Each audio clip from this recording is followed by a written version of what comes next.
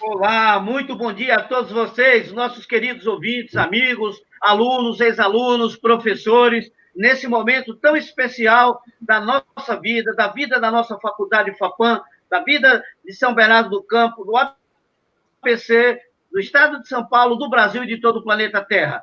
Este momento das lives de férias que a FAPAM está promovendo para todo mundo. Nas duas últimas lives, na abertura oficial, na quinta-feira, na sexta-feira, foi expandida para os Estados Unidos, México, França, o Brasil aqui, tivemos na Bahia, Paraná, Rio Grande do Sul e muitos outros lugares. Então, a partir de agora, vocês poderão compartilhar com seus amigos, porque será mais um verdadeiro show de sabedoria e de cultura jurídica que a FAPAM apresentará para vocês. Para tanto, nós temos dois convidados especiais nessa manhã, de 1º de agosto de 2020, o primeiro dia do mês de agosto. E, brevemente, dia 10, as nossas aulas iniciarão efetivamente, presencialmente online na Faculdade FAPAM.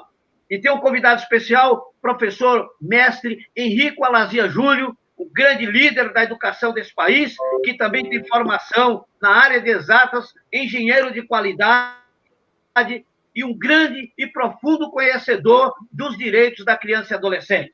Ao outro lado, nós temos uma das maiores autoridades do nosso país em criança e adolescente e em direitos humanos, professora e advogada Débora Perillo Chevitz, que é coordenadora do curso de Direito da nossa faculdade FAPAM, que é presidente da Comissão de Direitos Humanos da Ordem dos Advogados do Brasil, aqui da subseção de São Bernardo do Campo, e que hoje se prontificou vir aqui para parabenizar os 30 anos do Estatuto da Criança e Adolescente. E isso, para todos nós, é de extrema relevância. É muito importante, hoje, o fechamento com os professores da live de férias. Mas espere, vocês terão uma grande novidade.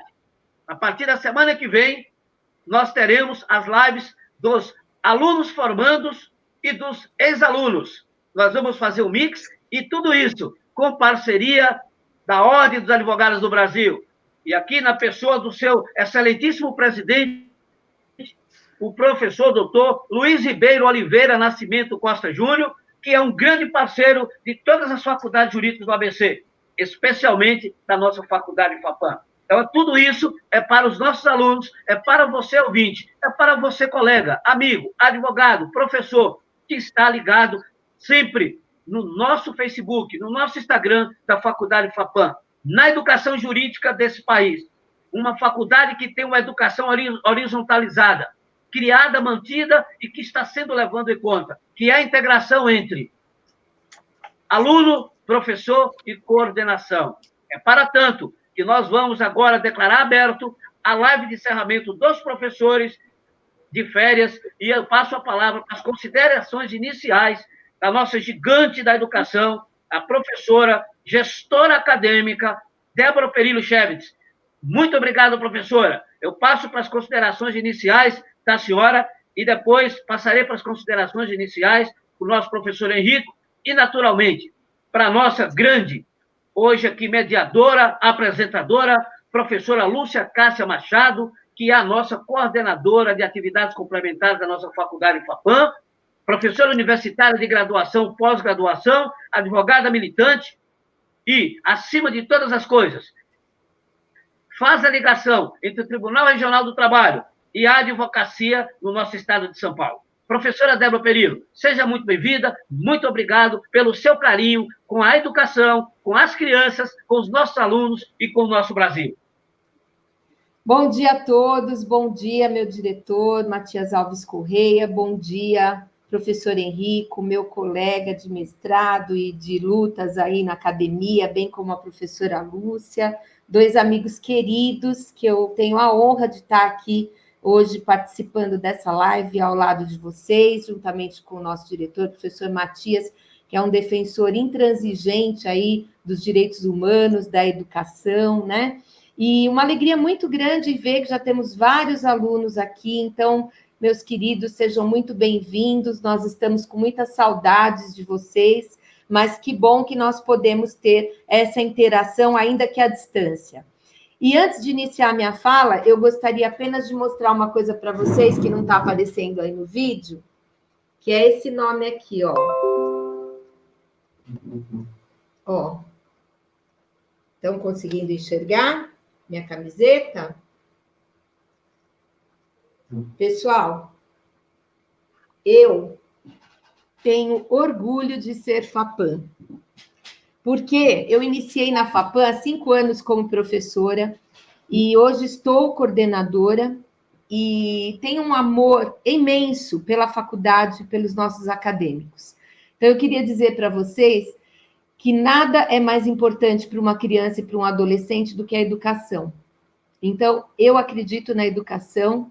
Eu tive a honra e a sorte de estar ao lado de grandes gestores da educação que construíram essa faculdade, uma faculdade com 18 anos, já vai para 18 anos de existência, que tem feito um trabalho totalmente inovador na área da educação, integrando os alunos à nossa gestão, né? Então, os nossos alunos, eles são alunos que eles têm participação na faculdade, eles têm liberdade de falar com todos os professores, com o coordenador, com o diretor. Então, este modelo horizontalizado, criado pelo professor Matias e pelo professor Moretti, quando do início da faculdade FAPAM, ele tem trazido ganhos imensos, né? Então, nossos alunos, eles têm, além do ensino muito específico, principalmente nas matérias ligadas aos direitos difusos, que são matérias importantes para concursos, né? Eu sempre gosto de salientar isso.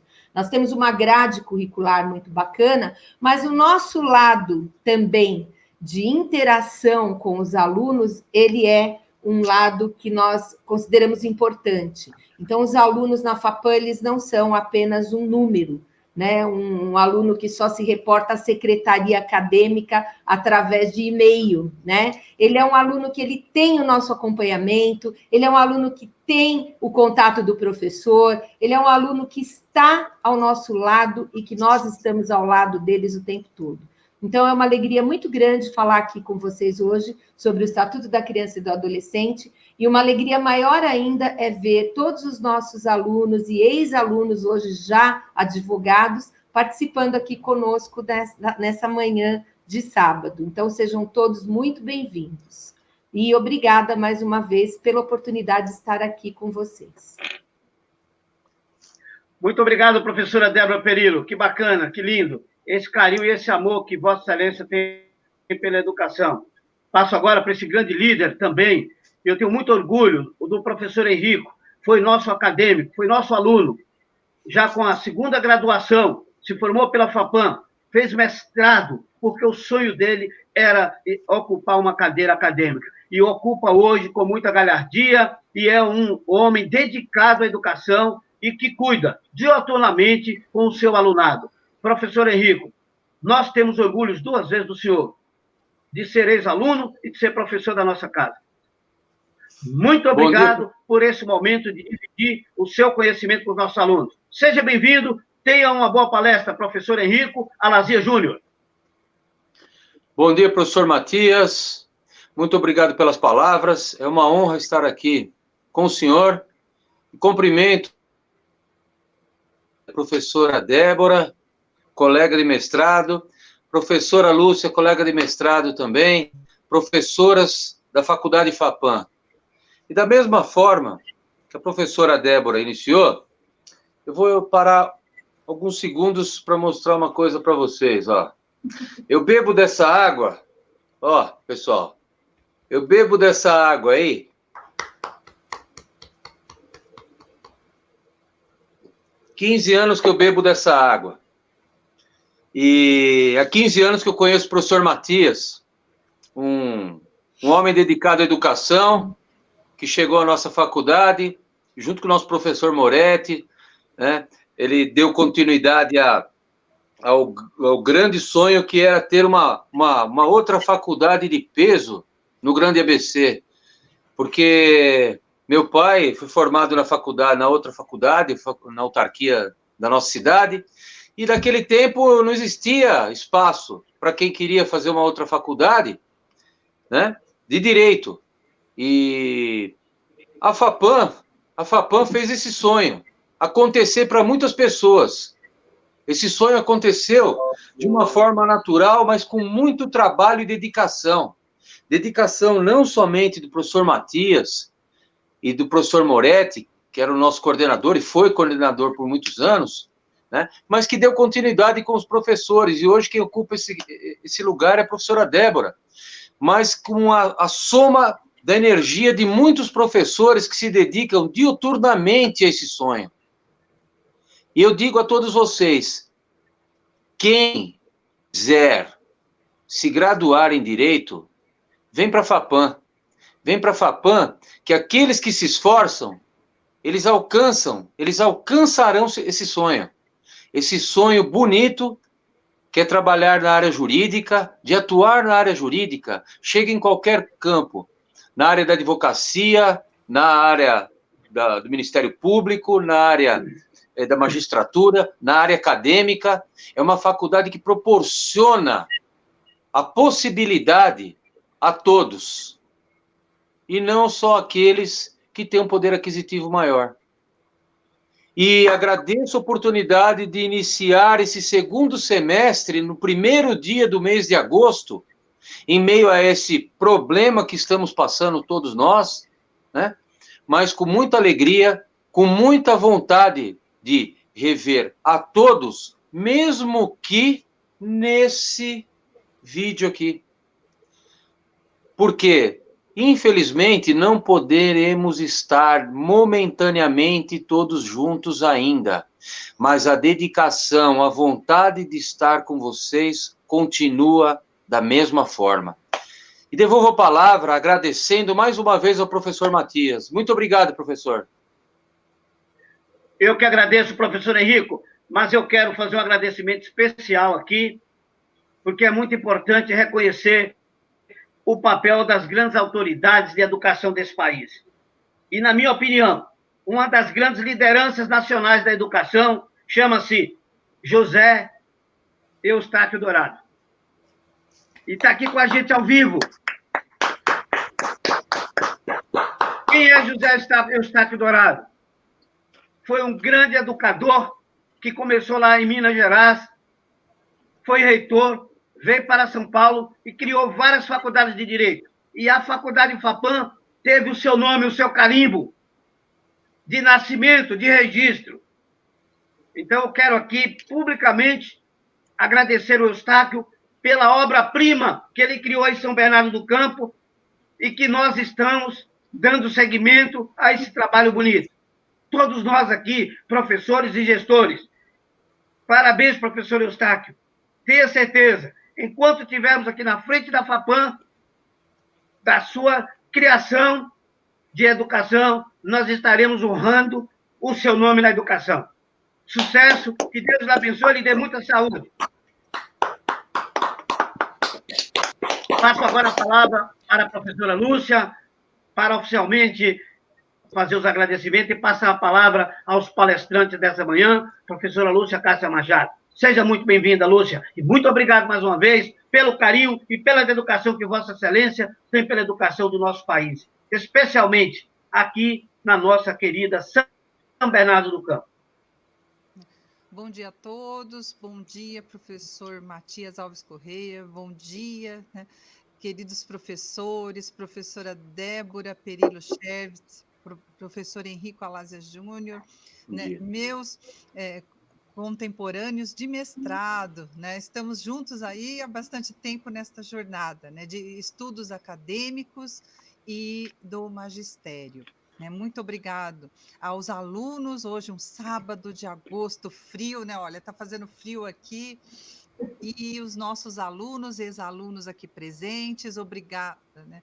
Aos colegas também, professor Matias, olha, vários colegas, professores, né, inclusive coordenadores de outras universidades aqui presentes, professor Grimone, né, conosco em todas essas lives, né, também vejo a presença do Dr. Canton, né, aqui na live, doutora Mônica Guerra, Belo Horizonte, aqui também. Muito obrigada a todos, né, presentes aqui na nossa live, nos prestigiando neste sábado. E os nossos, né, queridos alunos presentes sempre conosco. Então, o que é importante, eu tenho aqui uma frase que o meu mestre, né, Dr. Cícero Machado, meu pai, ele sempre me disse isso. A faculdade não faz o aluno, mas o aluno faz a faculdade. Esse é o nome que nós carregamos para sempre. Eu tenho orgulho, né, das universidades pelas quais eu passei. Então, o aluno, ele faz a faculdade, mas a faculdade não faz o aluno. E também, só para relembrar uma frase muito importante que marcou a minha vida, numa pesquisa ainda da época de colégio, eu tive a honra de conhecer o professor Eli Lopes Meirelles. E o professor Eli me perguntou: o que uma garotinha faz aqui, numa biblioteca de direito público? E eu disse: pesquiso as constituições do mundo, porque era uma pesquisa de uma matéria chamada Estudos Sociais. Ele olhou e disse: meus parabéns. Conhecemos o futuro profissional pelo aluno que o é. Então, esta é a mensagem. A dedicação é nossa como aluno, né? Muito obrigada, professores. Muito obrigada. Muito obrigada, professor Matias, né, por tudo que o senhor faz pela educação. O senhor é um gigante da educação. Devolvo a palavra agora à nossa querida professora Débora Perillo Chervitz. Bom dia, né? Eu tenho 15 minutos, professora Lúcia, para as exposições iniciais. Isso, 15 minutos. É difícil, quando a gente vai falar sobre um assunto que amamos, falar em 15 minutos, né, professora Lúcia? A professora Lúcia tem uma experiência muito maior aí do que eu em educação, o professor Matias também, são quase 30 anos aí, né, na área da educação, profissionais por quem eu tenho um respeito enorme, né? E antes de começar a falar sobre criança e adolescente, eu gostaria de falar sobre respeito, né? Porque o respeito é a base de todas as relações sociais, né? Ninguém vai ser um grande profissional se não souber respeitar o seu semelhante, né? Então, eu acho que isso é um diferencial bastante grande entre os profissionais que estão hoje adentrando ao mercado de trabalho, né? E é uma coisa que nós devemos cultivar nas pessoas. Quando falamos de criança e adolescente, e realmente é um assunto pelo qual eu me interessei bastante desde o início da minha atuação como docente, porque a minha formação ela foi especificamente na área de difusos e coletivos, mas eu acabei escrevendo sobre direito ambiental. E quando eu cheguei na faculdade FAPAM, eu já tinha trabalhado em outra instituição, o professor Matias, com toda a sua sabedoria, olhou para mim e falou: olha, eu vou passar para você as aulas sobre Estatuto da Criança e do Adolescente, gostaria que você ministrasse estas aulas, porque você tem formação em direitos difusos e coletivos, eu não vou te deixar só em direito ambiental. E na hora, para mim, foi um desafio, né, professor Matias, porque nós temos que acolher os desafios da nossa vida, né? Sempre com muito amor e com muita coragem, como eu disse na nossa outra live.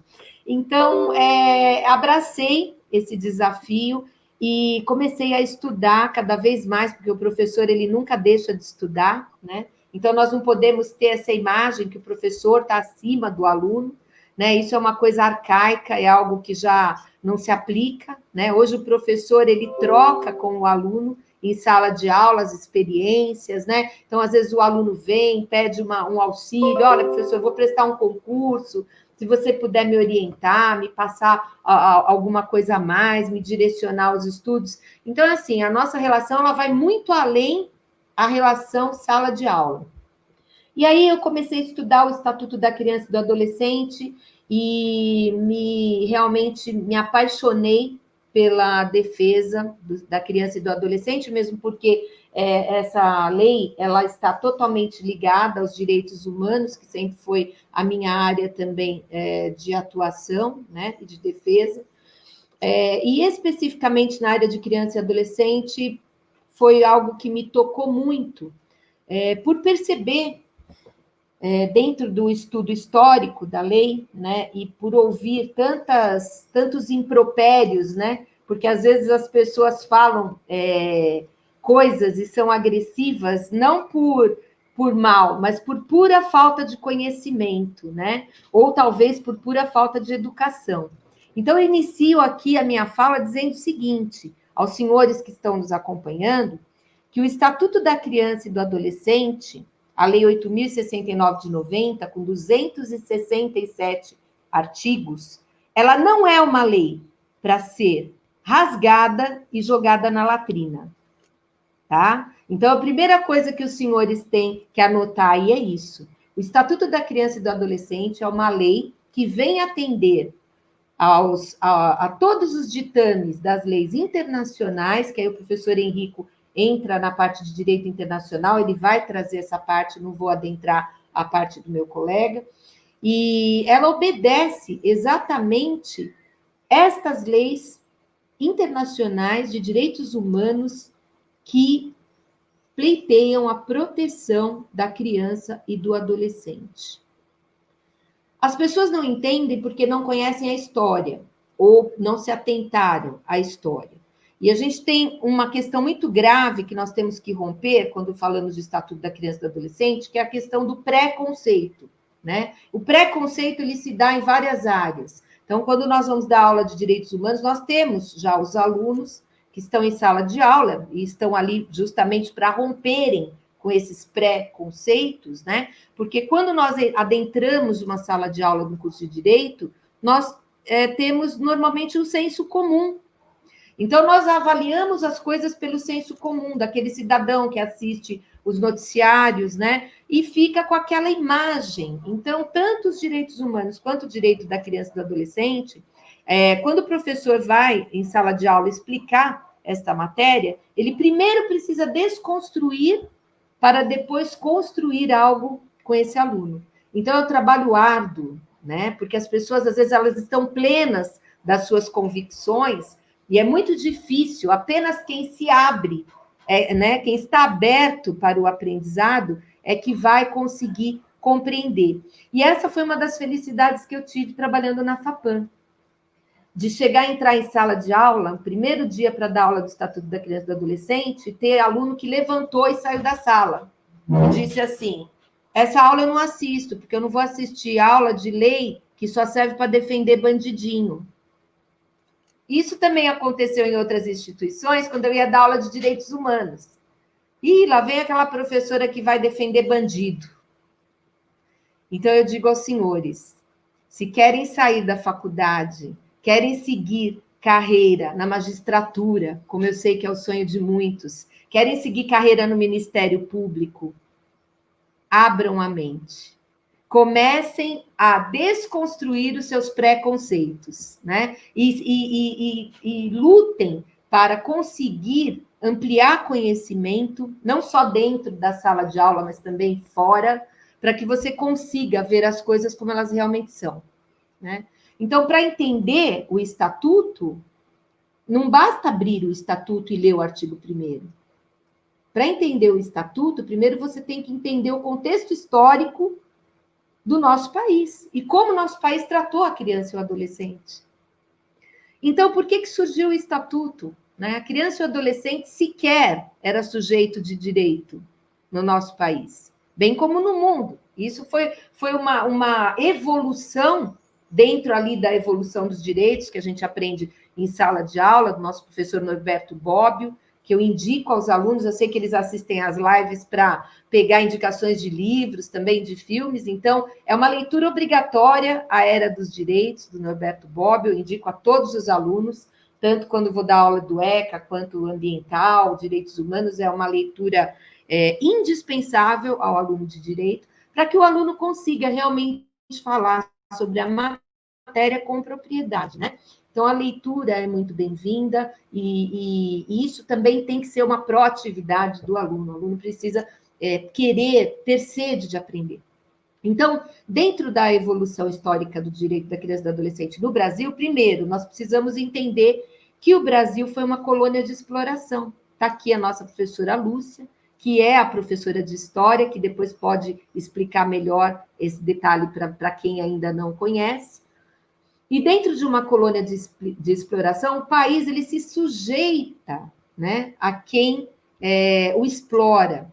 Né? E dessa maneira tem sido, porque o Brasil também é um país escravagista. Né? Embora a maioria diga que aqui não há preconceito, né? Que não existe isso, que é uma falácia. Então, se nós estudarmos o contexto histórico, nós vamos verificar que nós tivemos um período de exploração e o período escravagista.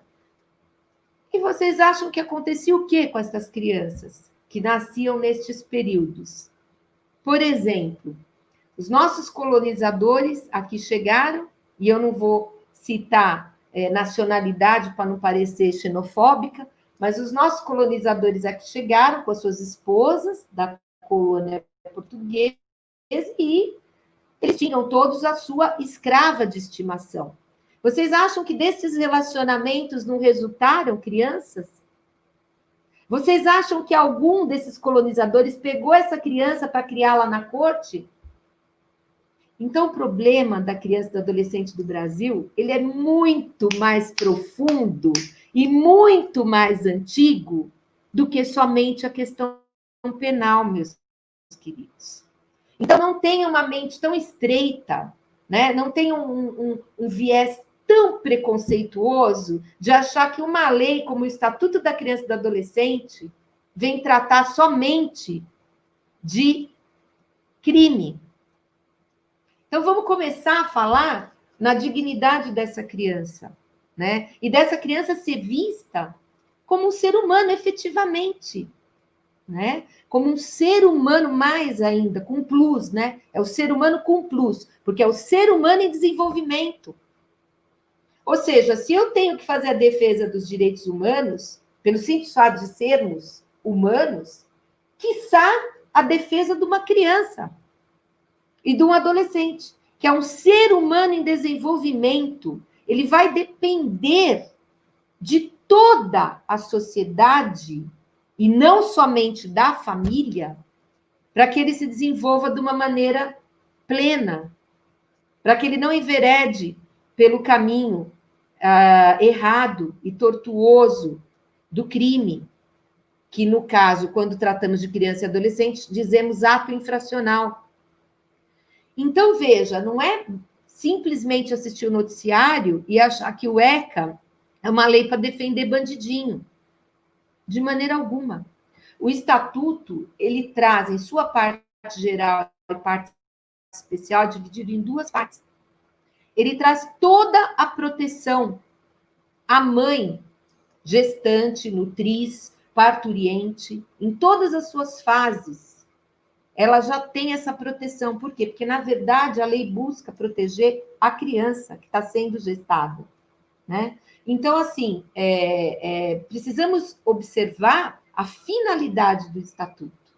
A primeira lei no Brasil que tratou de criança e adolescente foi o Código de Menores, que foi instituído em 1979, numa fase onde nós tínhamos um regime militar, e essas crianças, elas ainda, na vigência do Código de Menores, elas eram muitas vezes recolhidas, e crianças em situação de miserabilidade, eu digo, essas crianças de rua, em situação de rua, que nós dizemos hoje, né, os meninos de rua, como diziam anteriormente, eles eram já tratados como marginais. Então, o que acontecia? Na vigência do Código de Menores, eles eram recolhidos. Então, essa fase, que nós chamamos a fase de institucionalização, e eu não vou me estender muito porque eu não tenho tempo, mas com a vinda depois da FEBEM, e essa fase onde essas crianças elas eram institucionalizadas, ou seja, tirava-se da rua, porque entendia-se que esta criança marginalizada, à margem da sociedade, que estava ali em situação de miserabilidade, e vocês, estudantes de direito, sabem que, inclusive, no Código Penal, antigamente, o crime de mendicância, né? Olha só, pessoa mendigar, passar necessidade era crime. Agora não mais, mas no Código Penal, mendicância era crime. E essas crianças em situação de miserabilidade, né, em mendicância, elas eram recolhidas, tá? E elas eram ali institucionalizadas, ou seja, levadas para uma instituição simplesmente pelo fato de que entendia-se que elas seriam potenciais infratoras. Este tipo de situação, ele vai ao encontro de uma política higienista. Não sei se vocês já ouviram falar. A política higienista é aquela que varre a sujeira para debaixo do tapete, né?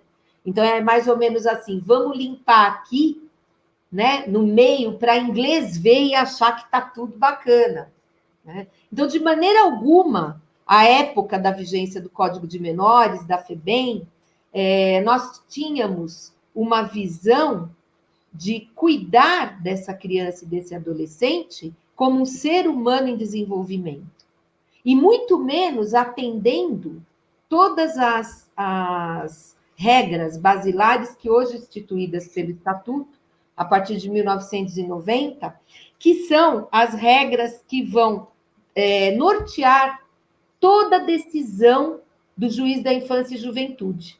Então, eu costumo até brincar com os nossos alunos. Eu falo, pessoal, para passar e acertar a questão da OAB ou de qualquer concurso, você não precisa conhecer o ECA inteiro. São 267 artigos. É muito específico, né? Depois você pode fazer uma especialização, mas para acertar a questão, você só precisa conhecer as regras basilares, ou seja, os princípios norteadores do Estatuto.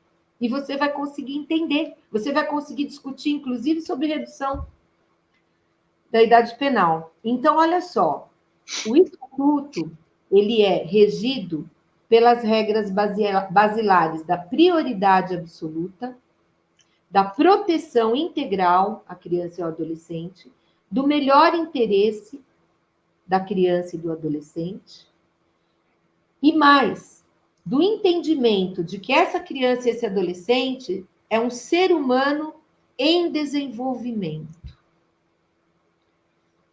É óbvio que o Estatuto é uma lei principiológica. Por quê? O que seria uma lei principiológica? Ele advém de um mandamento constitucional. Mandamento esse constante no artigo 227 da Constituição Federal. Então, eu costumo dizer aos alunos, observem e leiam o artigo 227 da Constituição Federal. Depois eu vou deixar aqui para vocês no chat o nome de um livro, de alguns filmes, para que vocês possam entender melhor a questão da criança e do adolescente. Normalmente, em sala de aula, eu e o professor Henrico trabalhamos já com alguns documentários para que vocês tenham realmente a visão correta do direito da criança e do adolescente. E mais, uma coisa que eu preciso dizer, a FAPAM é a única faculdade que tem Estatuto da Criança e do Adolescente na grade, num semestre inteiro, em separado das demais matérias, tá? Não é à toa que temos, e inclusive tem alguns participando aqui da nossa live hoje, com muito orgulho, já colocamos vários conselheiros tutelares, alunos da FAPAM, aqui em São Bernardo do Campo, né? Então, por óbvio, a nossa grade curricular, o nosso ensino voltado para a criança e para o adolescente, ele vai trazer um incremento aí nessa cultura jurídica para o estudante de direito que quer prestar concurso nestas áreas, né? Então, nós temos aí, hoje, inclusive, cumprindo o mandato no Conselho Tutelar, nosso aluno Anderson, que está na turma do 8º semestre matutino, e que realmente teve as aulas de Estatuto da Criança e do Adolescente, e que teve esse conteúdo ministrado dentro da grade curricular normal da FAPAM, né? Então, isso é importante salientar.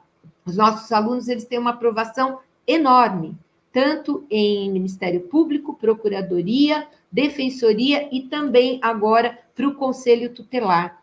Então, isso é importante, por quê? Porque nós estamos cuidando, como o professor Henrico bem salientou aqui, da inclusão desses alunos, que em outras épocas eles não teriam condição de fazer essa faculdade de Direito. E aqui com os nossos melhores profissionais. Eu quero fazer uma saudação e abro esse parênteses na minha fala, professora Lúcia, peço sua licença. Eu gostaria aqui de ficar dando uma aula de estatuto, porque eu amo essa matéria.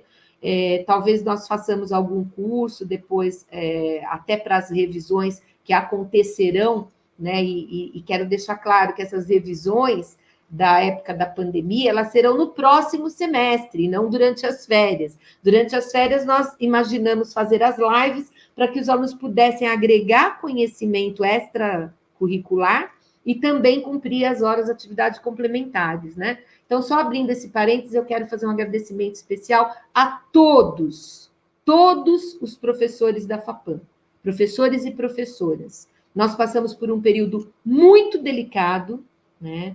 Eu, na coordenação há pouquíssimo tempo, enfrentamos uma pandemia, os professores da FAPAM fizeram os maiores esforços para atender aos nossos alunos no menor tempo possível. Foi um período de adaptação, foi um período atípico, como eu gosto de dizer, mas eu vi um envolvimento dos professores criando grupos de WhatsApp com os alunos, tentando atender os alunos pelas mais diversas plataformas, e nós fizemos isso com muito amor, com muita dedicação. É óbvio que, por se tratar de uma situação atípica, de uma faculdade presencial, nós tivemos as nossas dificuldades. Quem não as teve, né, professora Lúcia, que trabalha em outras instituições, e eu tenho vários amigos coordenadores, todas as instituições tiveram dificuldade em se adaptar com esse ensino à distância que veio de susto, né? Porque ninguém esperava uma pandemia. Então, alguns alunos, eles realmente compreenderam, outros nem tanto, mas eu quero salientar que, não por determinação da professora Débora ou do professor Matias, mas pela determinação do MEC, vocês terão conteúdos de revisão a partir do próximo semestre, que seria agora, a partir deste semestre 2020/2, tá? Então, só esclarecendo e voltando, e porque também o Estatuto da Criança e do Adolescente, ele diz que a criança tem que ter uma proteção integral, então eu deixaria aqui uma pergunta já aos nossos alunos. O que vocês acham do retorno às aulas, principalmente no ensino básico e no ensino fundamental para estas crianças, né? E até no ensino médio, também para os adolescentes. Vocês acham que o retorno, a determinação do retorno às aulas presenciais obedece ao que preconiza o Estatuto da Criança e do Adolescente? Para responder essa pergunta, você não precisa procurar no Google e nem consultar o Estatuto, basta você lembrar das regras basilares. Nós estamos enfrentando uma pandemia de Covid. Eu ofereço proteção integral a uma criança quando eu pego essa criança e coloco uma máscara e mando ela para uma escola com 1.200 crianças? O que vocês acham? Eu dou prioridade absoluta à proteção dessa criança? Se ela pegar Covid, todos terão respiradores disponíveis, se necessitarem?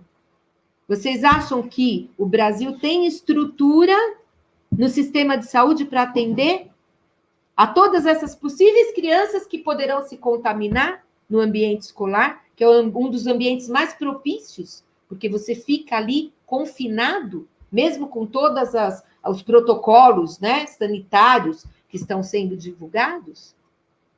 Vocês acham que as instituições privadas conseguirão cumprir esses protocolos? E as instituições públicas, que às vezes nem papel higiênico tem no banheiro?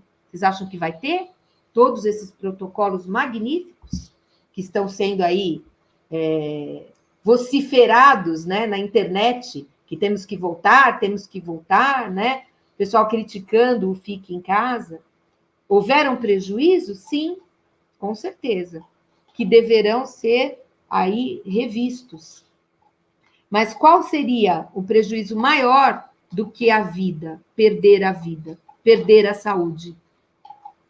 Então, vejam, são princípios, o direito à educação, que também está previsto no Estatuto, em várias leis, porque o Estatuto ele conversa com várias leis. Então, ele vai conversar com a lei da inclusão, com a lei do menino Bernardo, né, da criança que tem o direito de ser criada sem o uso de castigos físicos, né? Ele vai ter uma conversa, inclusive, com a Lei Maria da Penha, porque a mãe que sofre violência doméstica, ela vai ter uma criança que terá sequela, que viu essa violência, né?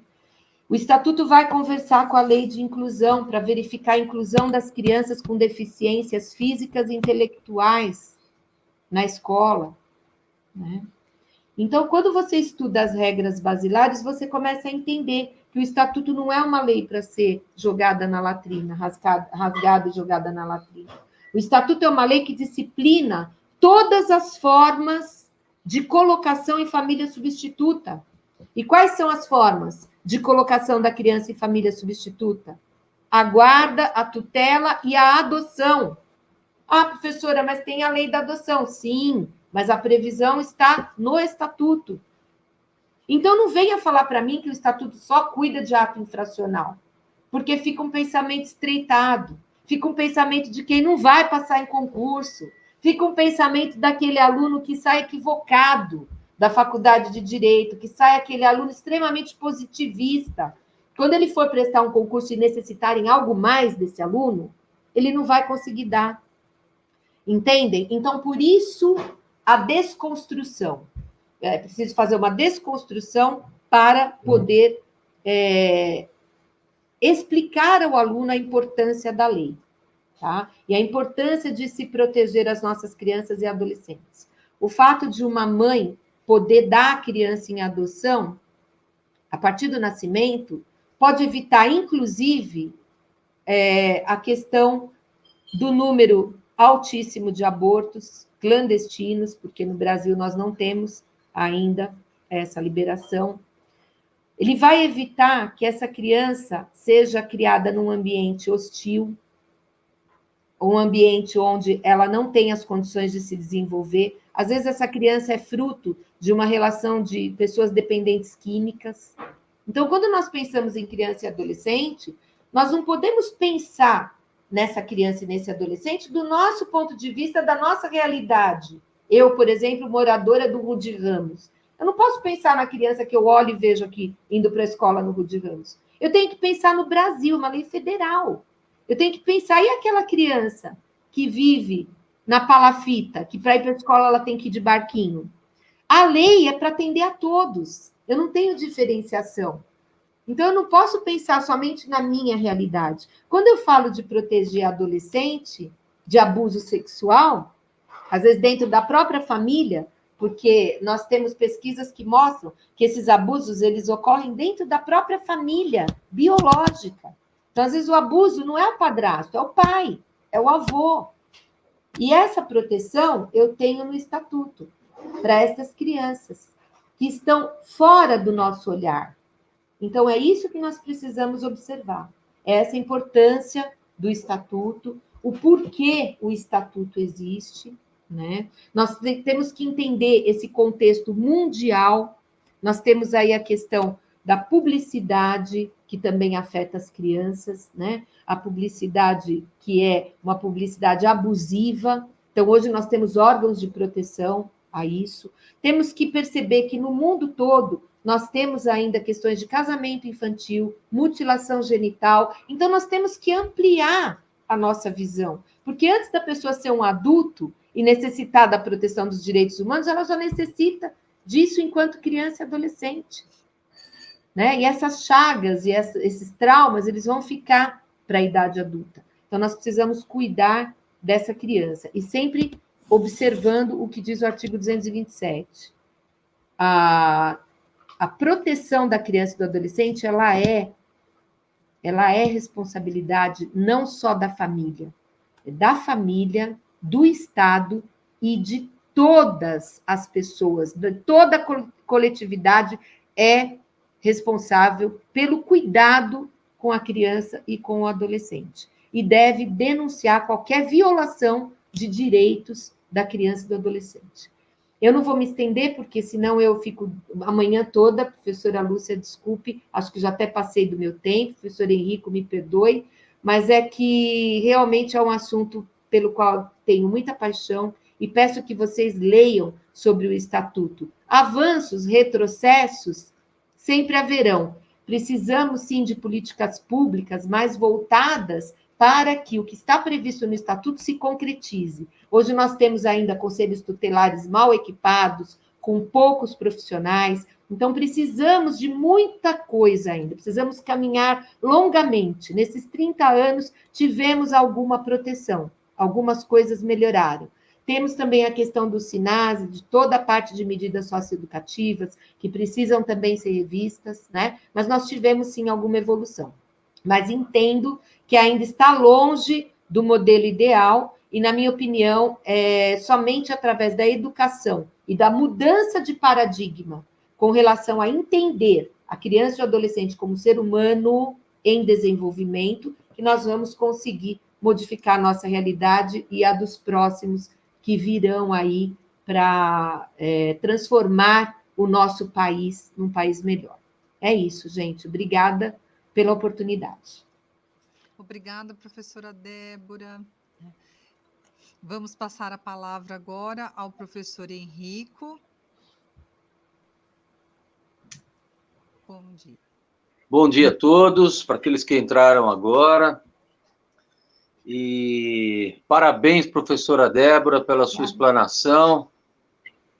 E agora ficou difícil, né, para mim, né, professora? A professora já falou tudo, né? Já disse tudo, e eu apoio em gênero, número e grau todas as considerações, toda a explanação da professora.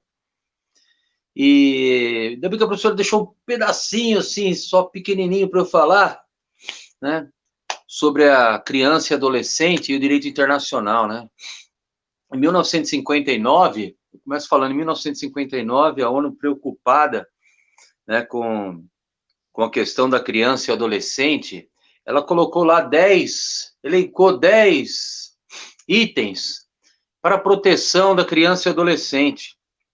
Né? A Organização das Nações Unidas, no pós-guerra, tinha muita preocupação com as atrocidades cometidas com crianças e adolescentes e tudo aquilo que acontece pelo mundo. E entre esses itens que foram elencados, né, eles colocaram direito à saúde, direito à educação, direito à segurança, direito à escolaridade, direito a uma criança ter uma alimentação sadia. E eu pergunto a vocês agora, né? É necessário fazer uma lei que uma pessoa tem direito a comer? Uma criança tem direito a comer? É necessário uma lei para dizer que tem direito a segurança, a um lar seguro, a não sofrer nenhum tipo de abuso? Que hoje é só ligar lá em alguns canais de TV que você acaba visualizando abusos cometidos, inclusive, por pessoas da mesma família. E eu mostro uma imagem para vocês aqui. Eu estava localizando aqui, até pedindo um auxílio. Deixa eu ver se eu consigo encontrar agora. Achei. Não sei se vocês... Seria melhor ter enviado. Mas, olha, alguém já viu essa imagem aqui, ó? Vocês estão conseguindo ver?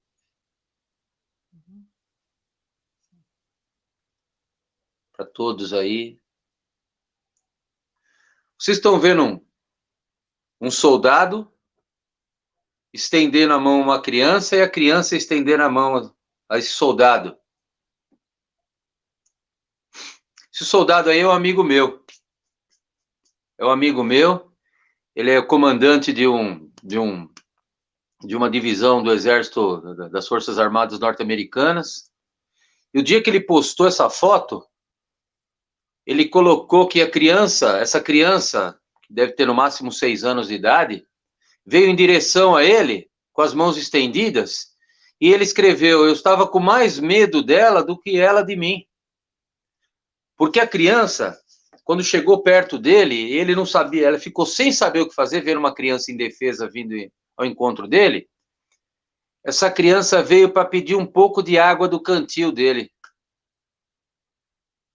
Água. Aquilo que nós temos aqui com facilidade, ó. A criança veio pedir água. Então precisa de uma lei para isso? Infelizmente é necessário. Infelizmente é necessário que pessoas que não acordam para enxergar o problema do seu próximo. E esse próximo que está sempre bem próximo e ao seu lado. Não consegue sentir na própria carne o que é sede, o que é fome, o que é frio. E algumas socialites ainda colocam que o morador de rua, a criança que fica ali, gosta de ficar na rua.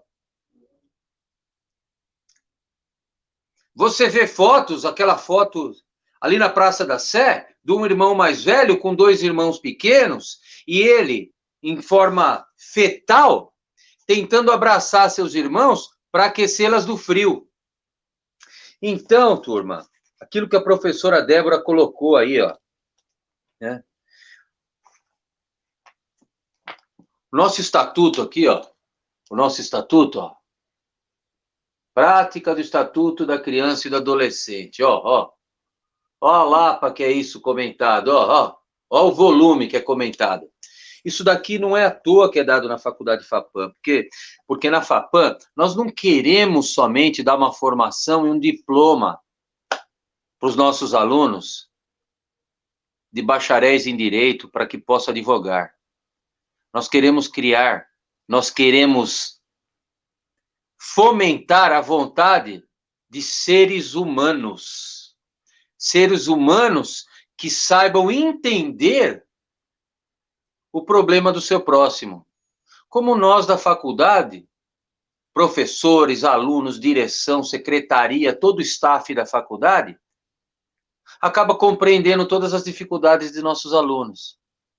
Nós estamos abertos sempre para conversas.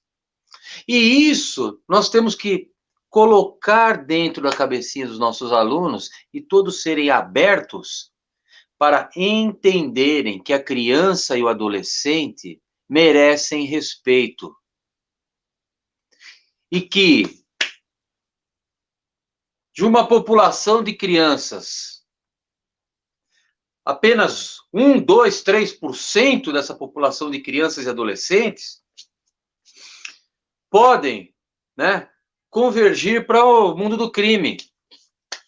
Eu tive problemas na faculdade, a hora que eu fui dar aula de criança e adolescente, igual a professora Débora, né, e de direitos humanos também, né, professora? Por quê? Lá vem aquele professor que vem defender bandido e fala que a redução da maioridade penal, né, não vai resolver o problema. Eu não quero nem polemizar a nossa live aqui falando disso, nem é o intuito, mas conscientizar o porquê que em 1990, esse ano, né, há um mês aí, nós comemoramos 30 anos. Eu tive um professor muito bacana que me deu aula dessa matéria no tempo da faculdade, que falava sobre isso. Ele agia com muito rigor nessa área, né? Peço licença para homenagear esse professor, tá? E o nome dele é Luiz Carlos de Tomaso, juiz da infância e adolescente da nossa comarca, e um professor e uma cabeça sensacional, porque ele despertou isso, né, na minha vida acadêmica. Porque é fácil você cobrar daquela criança, daquele adolescente que tem tudo. E muita gente não gosta de frequentar, lá vem esses caras que vêm falar de criança e adolescente. Só que aí acontece o seguinte: amanhã no seu escritório aparece lá alguém querendo adotar uma criança. Amanhã aparece lá no seu escritório alguém querendo uma guarda de uma criança. E o cara não assistiu a aula dessa matéria, aí ele não sabe o que fazer. Não sabe o que fazer. Então, na A academia é o lugar de estudarmos todas as matérias. Não existe matéria com mais importância ou menos importância. Aí eu comecei falando lá da ONU, que instituiu os 10 itens para a proteção e os direitos da criança e adolescente. Aí chegamos lá em 1990, onde assinaram o Estatuto, que está aí até hoje, e que hoje nós passamos em sala de aula. E mostra uma foto dessa, onde o soldado fala, eu estava com mais medo da criança do que ela de mim, porque uma criança, quando vem até você, você não vê a maldade na criança. Pode acontecer? Pode, ele podia estar cheio de bomba e explodir o cara. Mas ele queria água. Água. Ele queria um pouco de água desse soldado. Um pouco de água desse soldado. Só isso. E aí você começa a ver o preparo que uma pessoa tem que ter nesse momento. Vocês já imaginaram se no momento que vem aquela criança, ele pega a M16 dele e mata essa criança de 5, 6 anos? A cabeça do soldado, como vai ficar? O soldado que é pai também e tem filhos. Mas por que você está falando isso, professor? Porque se nós não trabalharmos com esse estatuto, não somente nós, mas todos aqueles que estão à volta, juízes, professores, promotores, advogados e a sociedade, em cada um fazer a sua parte, nós estaríamos como disparando um tiro de M16 nessas crianças. Porque é muito fácil você cobrar de uma pessoa que teve oportunidade de tudo. E eu falo, privilegiados como nós aqui. Não somente nós professores, mas os alunos que estão aqui assistindo, amigos, colegas. É muito fácil cobrarmos, porque nós tivemos oportunidade. Mesmo com dificuldades que todos nós passamos, não é falar que todo mundo nasceu em berço de ouro aqui, que não nasceu. Todos nós tivemos dificuldades, os nossos pais tiveram dificuldade. Mas a maioria das crianças que estão em situação de rua, que estão numa situação de vulnerabilidade, como você vai cobrar dessas crianças alguma coisa? E coloco como exemplo, nessas madrugadas de pandemia aí, acabei assistindo novamente o filme Hurricane. Não sei se algum de vocês já assistiu.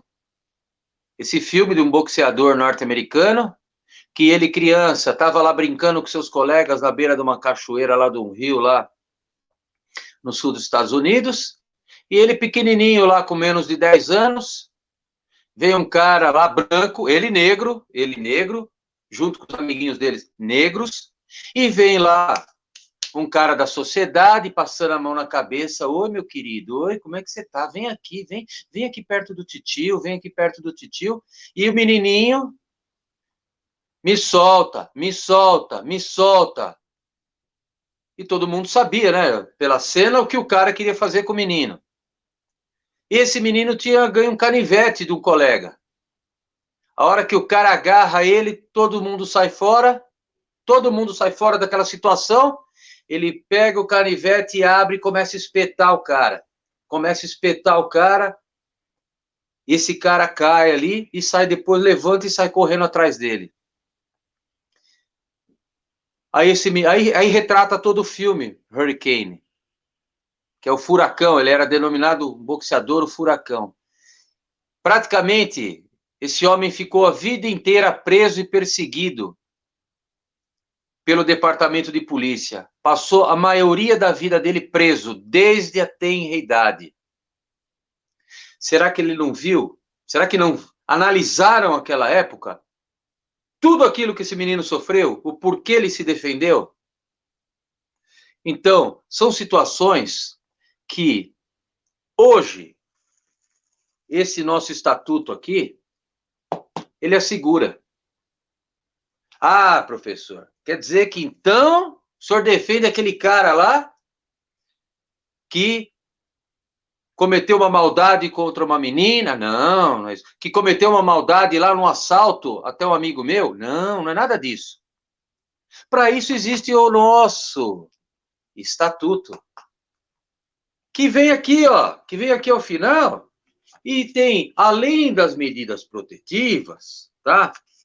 Fala dos crimes, das infrações, dos crimes em espécie, alienação parental. Ele trata sobre tudo. Trata sobre tudo. A função do Ministério Público, do advogado. Ele trata sobre tudo esse nosso estatuto. Temos também trata sobre os nossos conselheiros tutelares também. Sobre tudo, tudo, tudo. Ele é completinho, turma. Ele é completinho.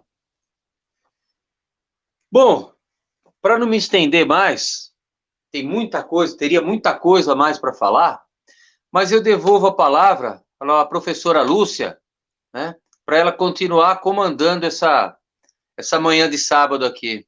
Muito obrigado, professora Débora, professora Lúcia, professor Matias. Obrigada, professor Henrico. Né, professor Matias, o senhor quer fazer alguma colocação? Nós temos várias perguntas aqui. Meu caro professor Henrico, parabéns pela belíssima palestra, pela belíssima aula, professora Débora Perillo. Eu disse a vocês na abertura inicial que estaremos diante de duas grandes autoridades. Eu vou passar para a professora Lúcia, porque tem muitas perguntas importantes aqui dos nossos ouvintes, e a professora Débora e o professor Will e o professor Henrico estarão aptos, com certeza, a respondê-las. Professora Lúcia, pode iniciar aí as perguntas? E quem, a partir de agora, tiver mais pergunta, através do nosso chat, pode colocar sua pergunta aqui, que com certeza todas serão respondidas. Muito obrigado, professora. Parabéns, professor Henrico. Parabéns, professora Débora. Professor Matias, quero agradecer mais uma vez, né, aos professores presentes, aos alunos, ex-alunos, colegas, amigos, parentes, olha, várias pessoas aqui presentes na nossa live. Inclusive, professor, olha, a doutora Ivone, olha, a nossa querida colega lá do Banco Itaú, de outros tempos, doutora Ivone Lourenço aqui presente, olha, um abraço, né? Também presentes o professor Edson aqui, né, que fez uma brilhante apresentação ontem, professor Wilson de Azevedo Marques também aqui, a professora Rosana Torrano, vários professores nossos aqui do nosso corpo docente, né, presentes na nossa live e se manifestando. Eu quero aproveitar a oportunidade só para fazer uma pequena pontuação aqui, diante da discussão no chat aqui que eu vejo dos alunos, né, a respeito dessa questão da pandemia e questão dos estudos.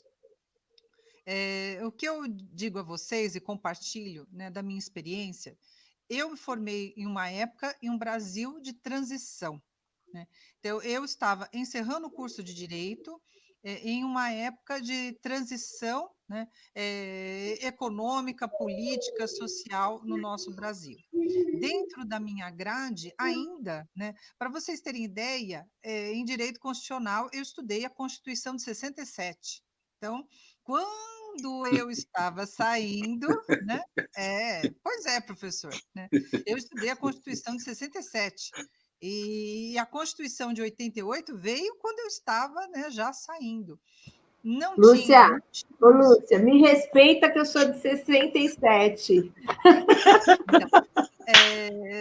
Então, não tínhamos ainda o Estatuto da Criança e do Adolescente, Código de Defesa do Consumidor, a lei previdenciária era outra.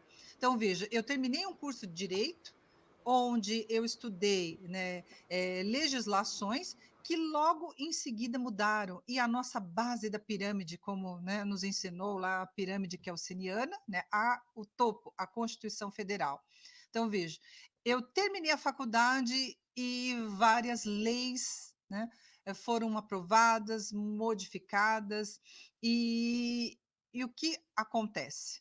O nosso estudo do direito é constante. A faculdade acabou ali e veio uma nova Constituição, veio um Código de Defesa do Consumidor, veio um Estatuto da Criança e do Adolescente, diferente do Código de Menores, que nós tínhamos estudado na faculdade.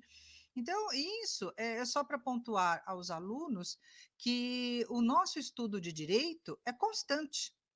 É o que eu sempre digo no primeiro dia de aula, aos primeiros semestres. Parabéns, né? Sejam bem-vindos e o lema agora é estudar, estudar e estudar. Por quê? A legislação modifica, a sociedade modifica. E nós precisamos nos adaptar. E vejam, essa questão da pandemia, ela mudou, está mudando todo o nosso sistema. Não é só o sistema, né, educacional, é o sistema, inclusive, de atuação profissional. Né? De atuação profissional, olha as audiências aí virtuais chegando, né? Chegamos ao processo virtual, estamos chegando às audiências virtuais, os julgamentos virtuais, defesa, né, a sustentação oral virtual. Na realidade, gente, quem é os professores aqui presentes do ramo da educação básica, educação pública, essa questão de ensino virtual era só uma questão de tempo, porque vocês não têm ideia o quanto a gente já vem estudando isso faz tempo, inclusive até na rede pública, como isso seria, né, implementado aí no longo, né, do tempo. Então, na realidade, temos que nos adaptar à nova mudança. O mundo está passando por um marco. Então, quem vem da área de história sabe disso. Nós temos vários marcos dentro da nossa história e estamos passando por um período diferente de adaptação, século XXI, né? É uma era nova e precisaremos mudar e nos adaptar. Fomos pegos de surpresa com esse fator da pandemia? Fomos. Fomos pegos de surpresa. Mas juntos, né, temos que caminhar e superar as nossas dificuldades. Na realidade, as pessoas falam, prejuízo, prejuízo. Não, não. Se for analisar o mundo inteiro, né, isso atingiu o mundo inteiro. Então, na realidade, não é um problema pontual de dizer assim, é Brasil, é São Paulo, é o ABC, é faculdade XYZ. Não, é um problema mundial. Né? Então, na realidade, o esforço será, né, de todos daqui para frente, né? Do acadêmico, do profissional, das pessoas. Precisamos de respeito, humildade, tolerância, né? E de muita paciência. E isso é um pequeno compartilhamento, porque, olha, eu vivi fases históricas no estudo de direito aqui diferentes. Então, vejam, até inclusive, professora Débora, para que os alunos tivessem essas aulas hoje de ECA e de outras disciplinas, então a minha, né, geração acadêmica, né, professor Matias, também, praticamente a nossa geração, né, no direito, que eu digo, dos acadêmicos do direito daquela época, dos anos 80, lutou muito para que hoje, né, os nossos alunos conseguissem ter diversas disciplinas na universidade. Então, o esforço é constante, gente. O esforço vai ser constante e sempre no estudo do direito. E precisamos de muita paciência para nos adaptarmos aos novos tempos que vêm surgindo aí.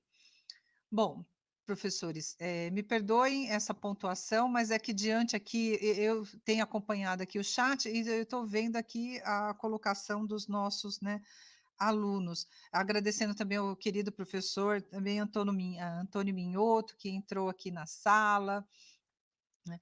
E vamos lá. José Luiz Gonçalves, olha, ele fez várias ponderações aqui, mas tem uma questão muito interessante que ele coloca até em relação ao executivo, né, municipal. Ele fala que projetos meninos e meninas de São Bernardo do Campo, importante aparelho social, está instalado na rua Jurubatuba, 1610, centro, há 30 anos, em São Bernardo do Campo. E aí ele diz que o Executivo Municipal, ignorando a doutrina da proteção integral, artigo 227 também da Constituição Federal, moveu uma ação em face da entidade para que desocupe o imóvel onde está instalado há 30 anos com a finalidade de instalar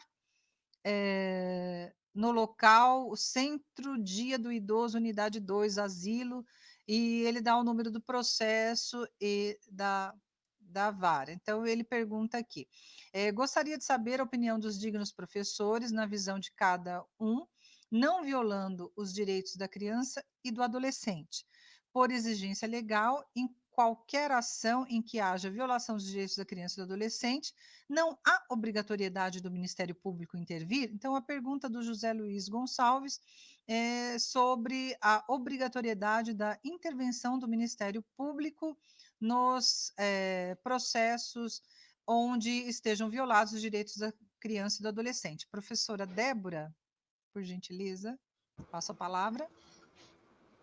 Ai, ai. Eu não tenho político de estimação, não, gente. Eu vou falar a verdade, tá? Todo mundo que me conhece sabe que eu falo a verdade, né? Ainda que ela, às vezes, até me prejudique, mas eu tenho que falar a verdade aqui. Obrigada, doutor José Luiz, pela indagação. E a questão é a seguinte, é a típica questão de desvestir um santo para vestir o outro, né? Então, nós estamos falando aqui de dois grupos vulneráveis, né? E são exatamente protegidos pelos direitos difusos, pela natureza jurídica desse direito, que é o direito do idoso e o direito da criança e do adolescente. Não vejo sentido nenhum em retirar um projeto para criança e adolescente para colocar um projeto de idoso. Correto seria ter ambos, né? O correto seria dividir, deixar metade para criança e adolescente, metade para... Porque o idoso também precisa, né? Mas não é questão de você tirar algo que já foi conquistado, que já está implementado, muitas vezes até mais por questão política do que jurídica, né? Para colocar um outro, aí você pega e vem com uma outra vulnerabilidade para não dar tanto na cara. Então, olha só, as vulnerabilidades existem, tem deficiente, tem idoso, tem criança e adolescente, e nós sabemos que o poder público precisa dar conta de políticas públicas para estes públicos, tá? Agora, o que não pode acontecer é isso que eu estou falando, você tira de um para dar para o outro, né? Então, não é correto. Então, que fosse programado de uma maneira que pudesse funcionar as duas coisas no mesmo local, ou talvez num outro local maior, né? O poder público tem condição de fazer isso, né? E de estudar de uma maneira, uma logística mais viável para atender essas duas demandas, e é, sim, indispensável e obrigatória a participação do Ministério Público. Por óbvio, é função institucional do Ministério Público. Está lá na nossa Constituição, dos artigos 127 e 129 da Constituição Federal. Todo assunto que envolva criança e adolescente, portanto, essas vulnerabilidades, e também o idoso, deve ser acompanhado de perto pelo Ministério Público. Eu gostaria só de ressaltar aqui a vocês, e isso normalmente faz parte das aulas de processo coletivo, que também só a FAPAM tem, viu, gente?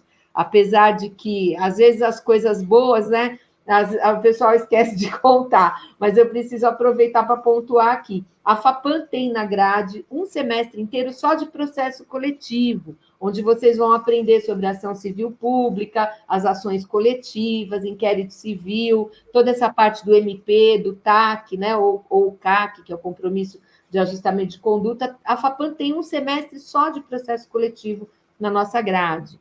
E aí vocês vão saber o seguinte, que para propor uma ação civil pública, essa ação civil pública ela pode ser proposta de ofício ou por provocação, tá? E por provocação, quem que pode provocar? Ah, mas como o MP não está vendo isso? O MP está vendo. Mas se por um acaso alguém achar que não está, aí exercitando o seu direito de petição, que está previsto lá no artigo 5º, inciso 34 da nossa Constituição, qualquer cidadão poderá levar essa notícia ao MP, ok? Então, vocês não precisam também esperar o MP se pronunciar de ofício, vocês podem fazê-lo aí por uma provocação, levando a notícia ao Ministério Público. Na minha visão, no meu entendimento, como cidadã, como professora, eu acho que não deveria se excluir algo para colocar uma outra vulnerabilidade, e sim que fossem beneficiados ambos. Obrigada, professora Débora. Professor Henrico, olha aqui, o Vladimir Rodrigues Macedo, aí coloca aqui, professor Henrico, ótimas colocações, polemiza. O Vladimir pedindo Tem que ser comigo. para o professor polemizar. Live da polêmica. Bom, vamos lá. Sérgio Galvão. A ausência de estrutura para conselheiros tutelares é péssima em todo o Brasil. Como podemos falar em defesa de direitos se o ator principal tem dificuldade em ser prioridade na gestão pública em qualquer prefeitura desse país? A solução pode ser a denúncia na Corte Internacional de Direitos Humanos? Professor Henrico, quer...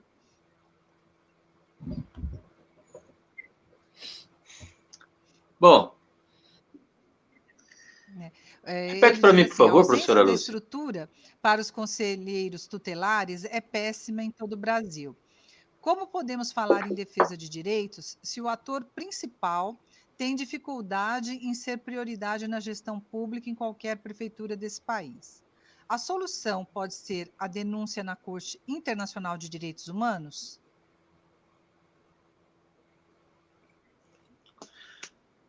Bom, eu já tinha lido essa pergunta do doutor Sérgio Galvão, e agradeço a pergunta, professora Lúcia. Olha, é o que eu trato sempre da mesma forma. É necessário fazer uma lei para que os direitos sejam reconhecidos? É necessário que existam leis para que direitos sejam reconhecidos?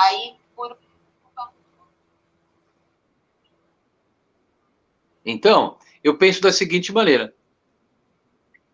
Não seria necessário, mas é necessário. É até um trocadilho engraçado. Por quê?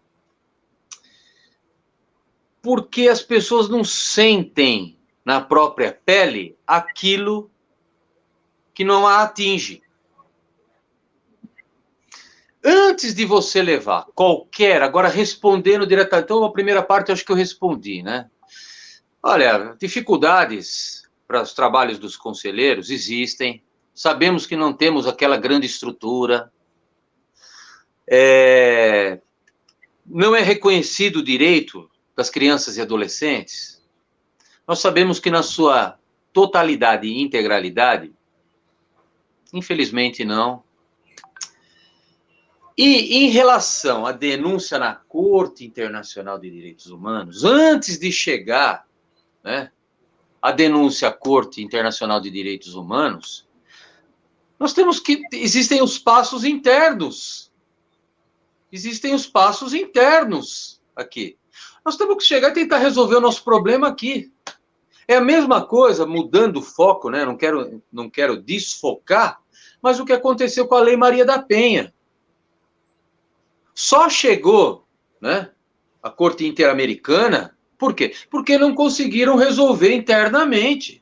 Nós temos os escalões aqui, aos quais nós podemos e devemos recorrer, antes de chegar à Corte Internacional de Direitos Humanos.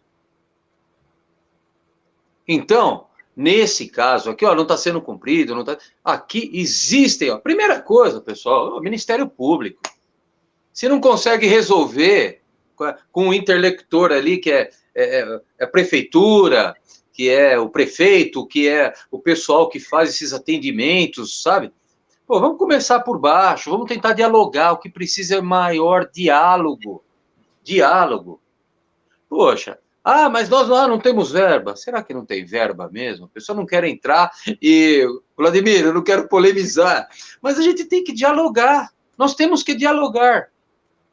Até chegar lá na Corte Internacional de Direitos Humanos, existem passos internos em nosso Estado para que sejam cumpridos. Então, eu acredito que rapidamente eu consegui, né, responder a pergunta do Dr. Sérgio Galvão. Dr. Sérgio Galvão, e agradeço aí a presença do Dr. Sérgio, a nossa aula inicial de agosto aí. Devolvo a palavra à professora Lúcia, muito obrigado. Obrigada, professor Henrico. Na realidade, Sérgio, o que eu vejo aqui é o que nós sempre discutimos e debatemos muito nas salas, né, e no nosso mundo acadêmico. A questão da necessidade também do cidadão se preocupar com o município. Todo mundo se preocupa muito na nossa esfera, né, na estrutura administrativa, não é, professor Henrico? Com Sim. o ente federado, com a União. E É. na realidade, esquecem também que nós moramos onde? No município. Vivemos onde? No município. Trabalhamos onde? No município.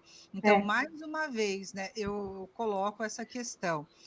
Você já parou para, né, analisar qual a sua, né, participação no município?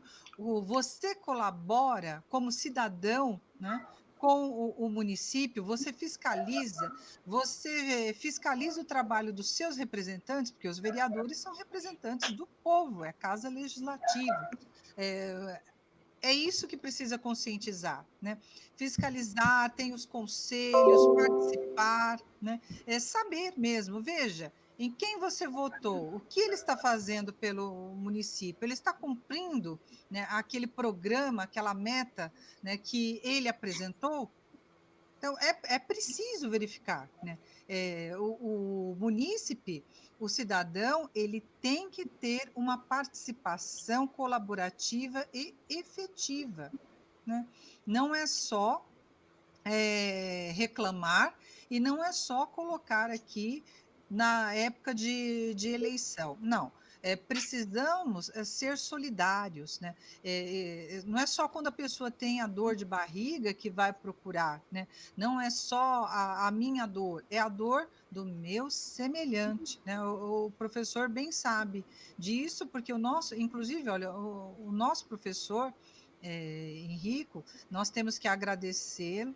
E ele passou agora, professor, se o senhor me permite, né, num momento muito difícil aqui da pandemia, inclusive dando aulas lá dentro de uma sala de um quarto de hospital, onde ele estava com a mãe, né, internada, não é, professor Henrico?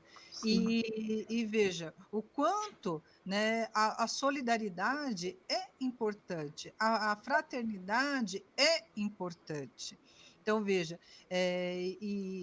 inclusive, hoje nós nos deparamos aí nas questões dos asilos, né, das casas aí de repouso, enfim, né, das creches e outros com essas questões, e quantas pessoas, né, quantos idosos aí, quantas estão morrendo com a Covid, e você tenta levar, né, aos órgãos competentes para fiscalização e estão fechando os olhos. Ah, mas eu vou fechar o olho, não é problema meu, é problema dele, né?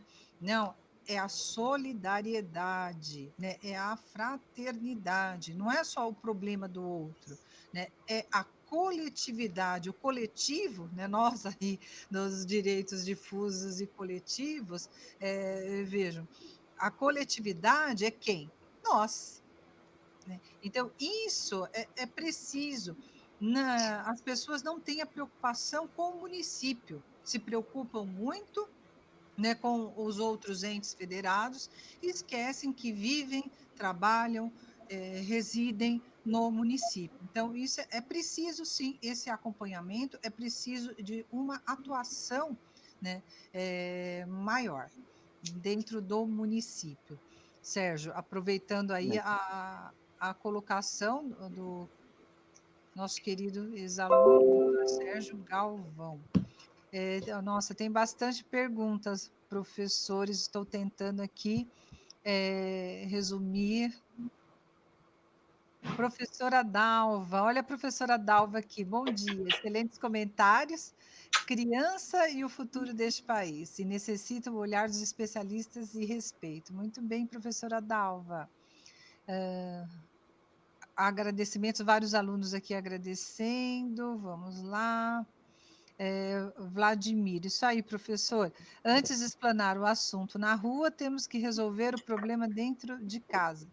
O Brasil tem que aprender a resolver seus problemas aqui dentro, ser autossuficiente. Veja, e também, professor Henrico, que é professor de Direito Internacional e professor de Administrativo também, né, para essa ponderação, nós necessitamos relembrar que aquela questão da territorialidade, né, professor, da soberania, né, Lógico. do Estado. Né? Então, mesmo um procedimento, uma denúncia numa corte internacional, ela tem todo um procedimento, não é, professor? Procedimento. O professor gostaria de falar alguma ponderação nesse sentido? Sim, justamente isso. Qualquer assunto, é o que eu falei aí resumidamente, né, até para não elencar todos os itens que têm que ser obedecidos antes de fazer uma denúncia numa corte internacional, a uma corte de direitos humanos, né, uma corte interamericana. Existem procedimentos internos que têm que ser alcançados antes de você elencar, de você fazer uma denúncia interna. Vamos resolver o negócio dentro de casa. Nós temos que resolver isso dentro de casa. Eu estou falando uma linguagem mais popular, não adianta a gente pegar nesse momento e ficar detalhando princípios, princípios administrativos, princípios, códigos e artigos constitucionais, códigos de direito internacional, tratados internacionais, né? Não que eu não queira, porque aí nós ficaríamos aqui, e com muito prazer, a tarde toda falando sobre esse assunto. Mas temos que entender, é o que a professora Lúcia falou, nós vivemos no município, né? Os conselheiros tutelares, eles atuam aonde? No município. A sociedade em que nós vivemos, basicamente, é dentro do município. Então, nós temos que conversar. E isso tudo vem de uma outra matéria, né, que nós também, dentro da FAPAM, colocamos. Métodos judiciais e extrajudiciais de solução de conflitos. Os conflitos têm que ser tratados, antes de tudo, antes de judicializar, vamos conversar. Professora, quais são os métodos de solução de conflitos, professora Lúcia? Aí? Vamos lá. Primeiro. Pois é, professor Henrico, olha, vamos lembrar aqui da mediação. Mediação. Da conciliação, da Conciliação. negociação. Então, nós temos que chegar a estragar, professora Débora, não temos que fazer tudo isso. A vida é assim. É lógico que às vezes, né, você está naquele momento e a forte emoção, você chega e fala, você começa a ficar mais, né, inflamado. Porque assim, é tudo muito a ferro e fogo e tudo muito caso de conhecimento, né? Então, Exato. Essa questão aí de atuar no local, porque cada local tem sua peculiaridade. Então, utilizar a justiça restaurativa, política de redução de danos, né? Porque nós temos que entender que dentro da problemática dessa criança, desse adolescente que está na rua, nós vamos ter aí os vários outros problemas, além dele não ter os direitos fundamentais mínimos atendidos, que é moradia, alimentação, educação, ter um lar, e por isso também as formas de colocação em família substituta, instituição de acolhimento, inclusive, e isso é uma atenção que o município tem que dar para as suas crianças, porque cada região vai ter as suas peculiaridades. Por exemplo, tem regiões onde nós temos um número de crianças e adolescentes dependentes químicos altíssima.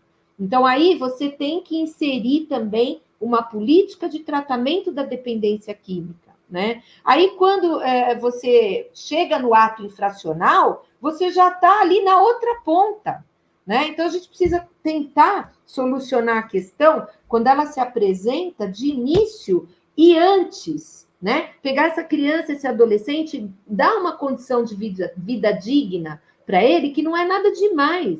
Ninguém está pedindo aqui uma coisa fora do comum, ninguém está pedindo para viajar de avião, não, ninguém está pedindo para luxo. A gente está pedindo o básico, a gente está pedindo comida, moradia e educação, no mínimo, que, aliás, se você observar, nós temos isso assegurados pela Constituição, inclusive o direito ao lazer, que essas crianças não têm lazer. Ao contrário, tem muitas crianças que estão na rua trabalhando ou usando droga e totalmente fora do que diz a lei brasileira e também os tratados internacionais, como bem mencionou o professor Henrique.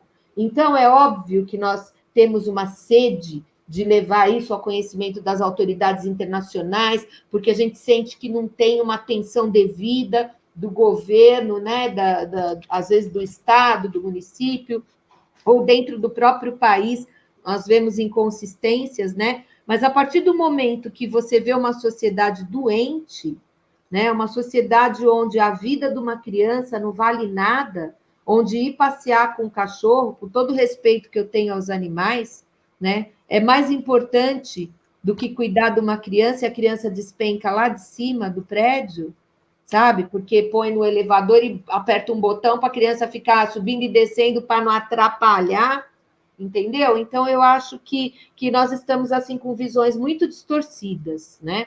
Eu sou uma defensora também ferrenha do direito dos animais, mas é como eu sempre digo para os meus alunos em sala de aula, nós somos animais, né? Talvez mais vulneráveis que os outros. Porque quando você observa uma criança, um bebê, ele tem uma vulnerabilidade absoluta com relação a outros mamíferos, por exemplo. Tá? Se você coloca um bebê, o bebê não vai, se o bebê for abandonado na rua, ele não vai conseguir sobreviver.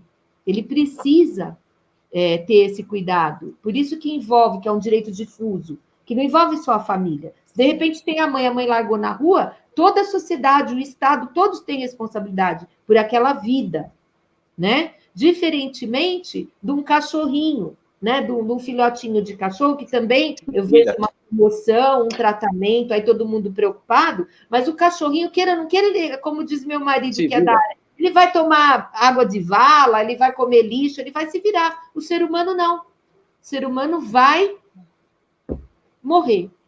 Então, a gente está falando, pessoal, eu sei que tudo é muito importante, eu vi os comentários aqui falando, mas esse ano, a educação, a gente está perdendo muito.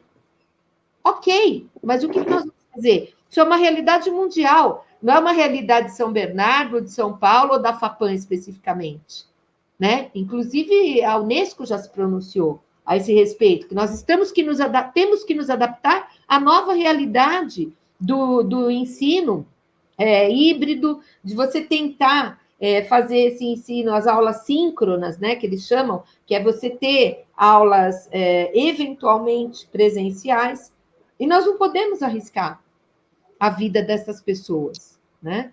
Então, quando eu falo de criança e adolescente, a situação ainda fica mais caótica. Então, há que se ter aí uma responsabilidade muito grande com as vidas, né? Com a vida das pessoas, que é o bem maior que o direito busca tutelar, que é o direito à vida.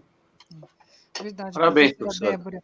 Tem mais algumas perguntas aqui, olha, agradecendo aqui, olha o professor Moretti aqui, dando bom dia, Oi. Bom dia, professor Moretti. Bom dia, professor Moretti. Bom dia, Moretti. Também, olha só, o doutor Marco Antônio Zito, doutor Zito, né? Também nosso colega, que sempre fez parte da comissão, né, da igualdade racial de São Paulo, né? Bom dia. Temos uma pergunta aqui da nossa aluna, Elka, né? Elka Augusti. Tem tantas crianças e adolescentes pedintes na rua. Como ajudar? Dar dinheiro toda vez? Olha a pergunta da Elka, né? Professora Débora que respondeu, professor Henrico, sobre as crianças pedintes, a pergunta da Elka Augusti, tem tantas crianças e adolescentes pedintes na rua. Como ajudar? Dar dinheiro toda vez? Pode falar, professora Débora. Depois eu falo. Nós dois queremos falar. Eu falo um pouquinho, você fala um pouquinho, tá bom? Tá bom. Eu sei que você quer falar sobre isso, Henrico.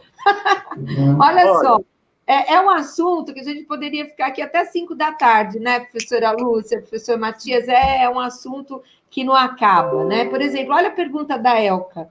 Tem tantos desdobramentos, eu preciso, no mínimo, de 2 aulas para explicar essa pergunta dela, mas eu vou tentar resumir, né? Fazer ali em apertada síntese, como dizem aí os nossos operadores do direito.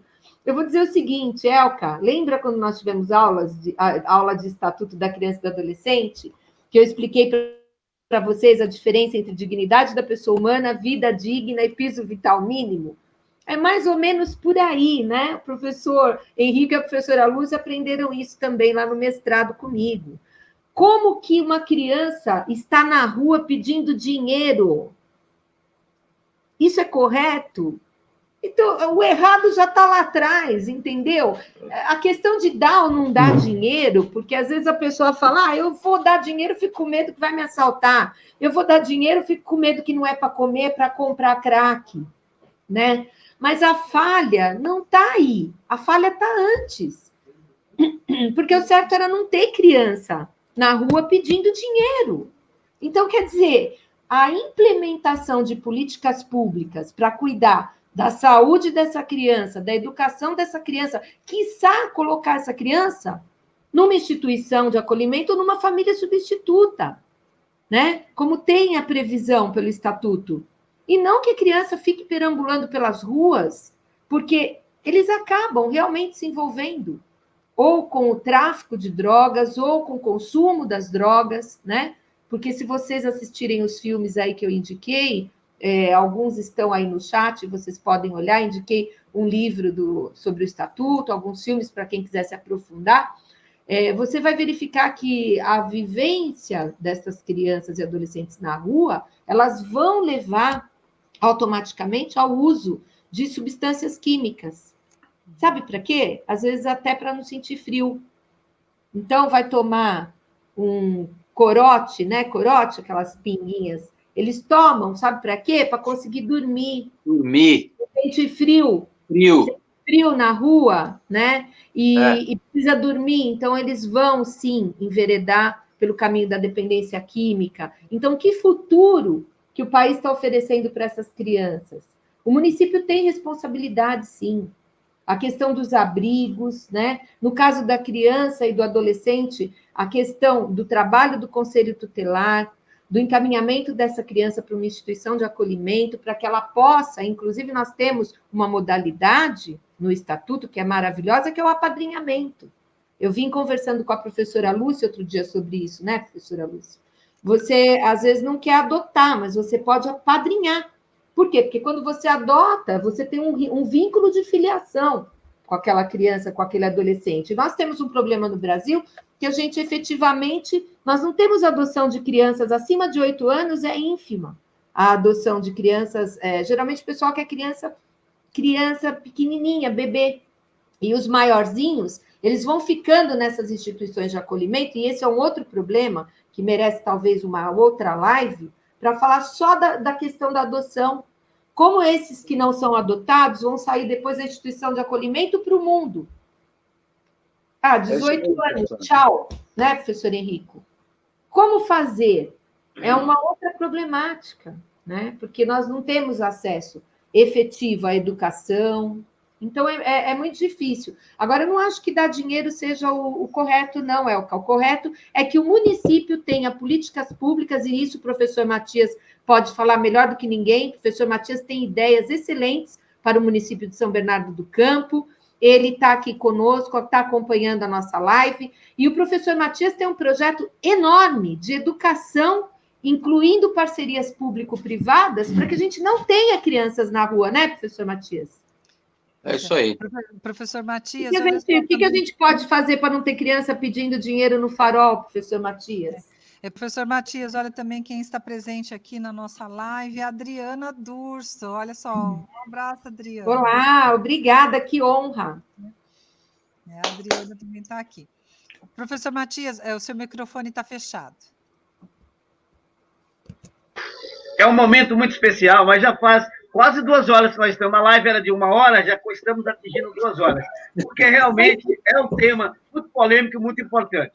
Quando se fala em projeto de criança, nós temos muitos projetos, dentre eles é um projeto de minha autoria, e que eu apresentei para o professor Moretti, que é um gigante também aí da educação e que cuida muito das crianças, que chama PPP da Educação, que é uma parceria pública e privada das instituições de ensino privados com os públicos. Mas tem o conteúdo, é claro, é muito grande, é projeto ainda, eu não posso tornar público. Mas, com certeza, vou apresentar isso para os poderes públicos e eu espero que eles dão guarida, recebam, porque nós vivemos para a educação. Eu sempre digo que o meu partido é educação, então a educação está em todos os lugares, em todas as cidades, em todos os lugares do planeta Terra.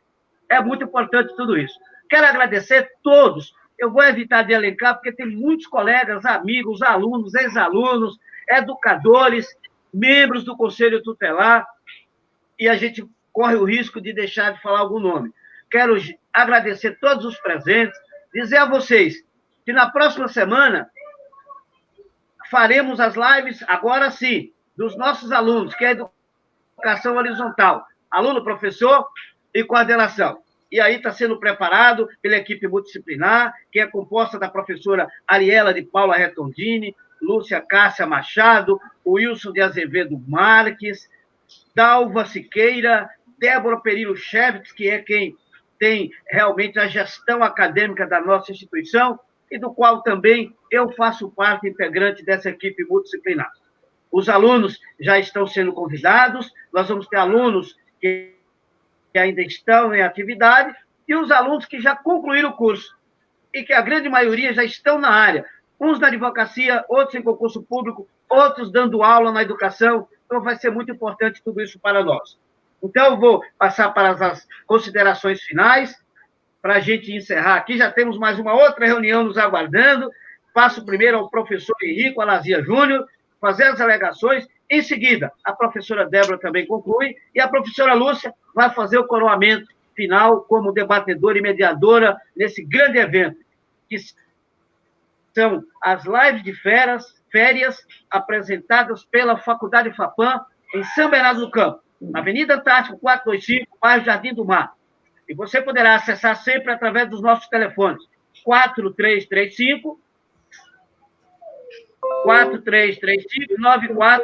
E o professor César vai colocar aqui embaixo para vocês lerem. Professor César, que é o contato direto, nosso diretor comercial, que está aqui por trás, organizando tudo essa live que aqui acontece. Ok, pessoal? Então, professor Henrico Alazia Júnior, muito obrigado, que Deus lhe abençoe, para as considerações finais.